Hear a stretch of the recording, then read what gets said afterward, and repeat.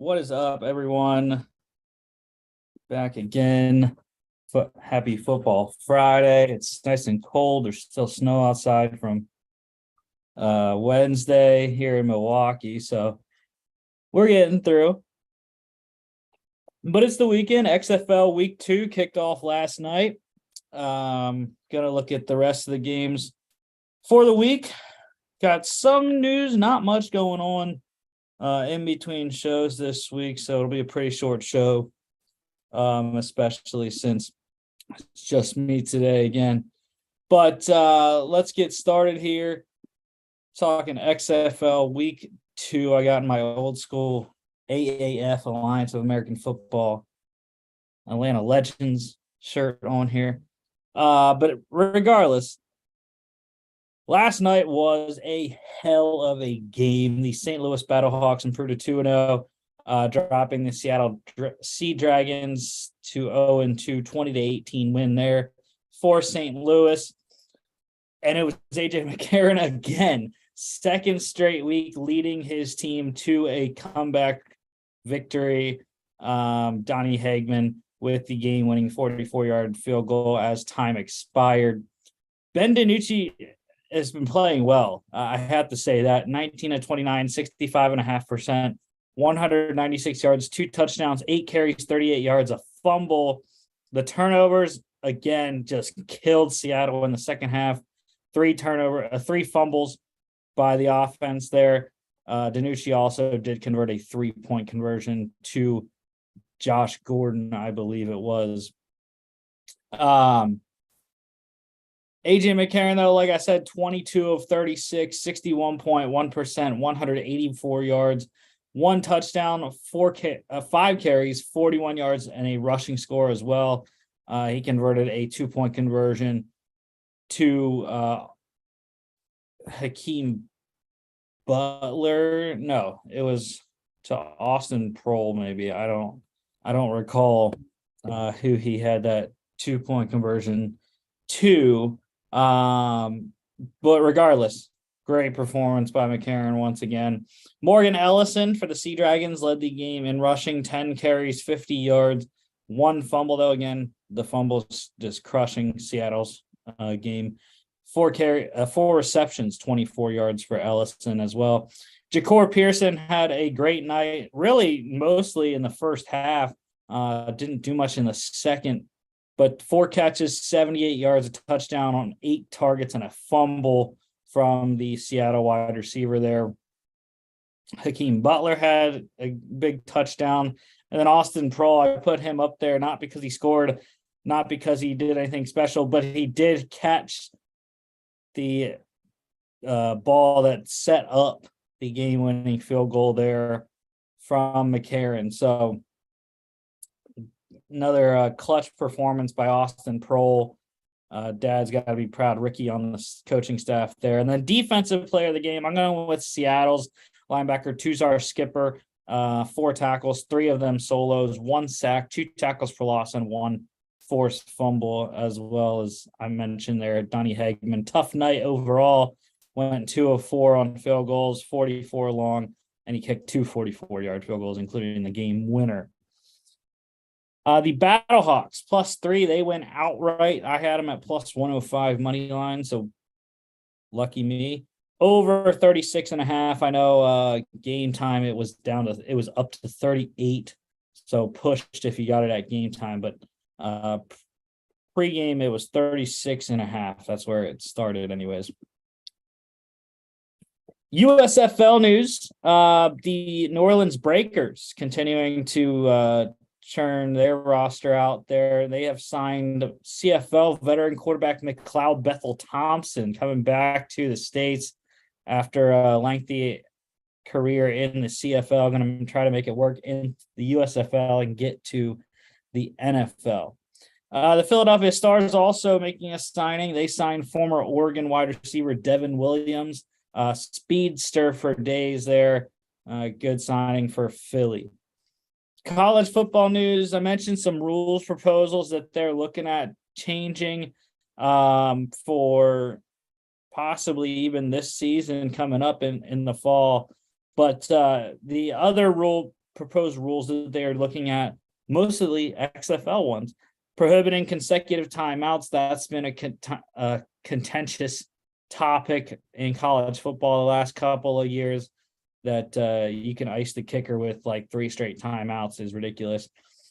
No untimed down at the end of the first and third quarters. That one's kind of random, I think, but kind of makes sense there. Just, those quarters, end of those quarters don't really make a difference in terms of overall game outcome.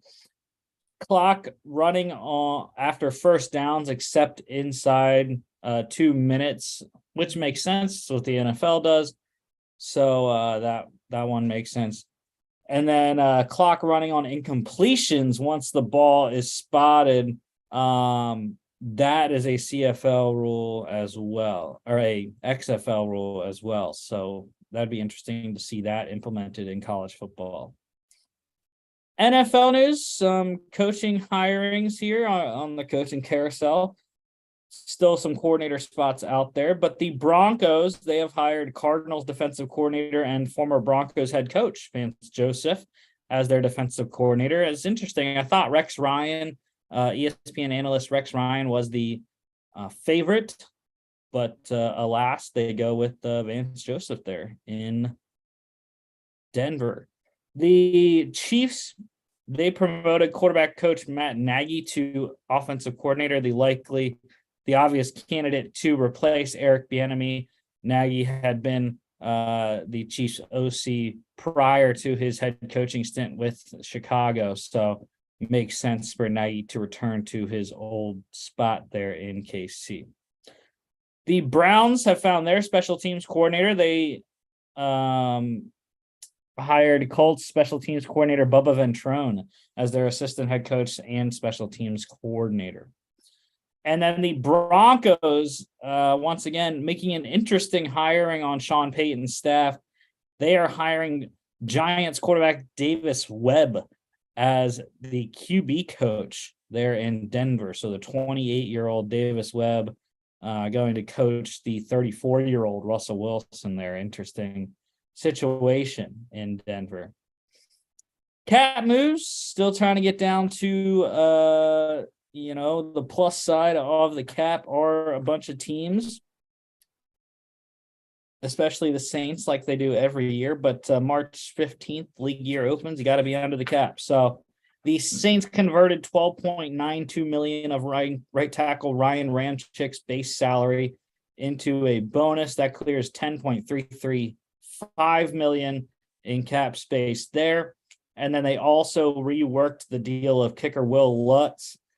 That lowers his cap number to $1.5 million this season. So helping out the team there. Transactions, a lot of releases. Like I said, teams trying to get below the cap. So the Titans, they have released longtime left tackle Taylor Lewan. Kind of knew that one was coming. Other ones that I didn't see coming, though, wide receiver Robert Woods, who they just traded for last year. And then kicker Randy Bullock, also released by Tennessee. Major cap savings there, though, $28.9 million there. They're now just about $4 million over the cap. The Rams, they are looking for cap space as well. They released linebacker Bobby Wagner, 9-time All-Pro. He's been an All-Pro every single season of his career. And he doesn't miss a game. So great veteran presence available on the free agent market at the off-ball linebacker spot there for Bobby Wagner. And then the Lions, they released defensive tackle Michael Brockers. That saves Detroit $10 million in cap space. Couple re-signings. The Patriots, they signed offensive tackle Connor McDermott to a 2-year, $3.6 million extension, $5.1 million max value there. So good deal for both sides. Guy that started at right tackle for the last about quarter of the season there in New England. And then the Jags are bringing back quarterback CJ Beathard as Trevor Lawrence's backup this season. XFL pick standings. Look at Mark. Mark won the NFL pick standings, and now he's trying to take over the XFL. So 4-0. Mark went last week. So really he should be 3-1 because he said he was going to go with me on every game except St. Louis.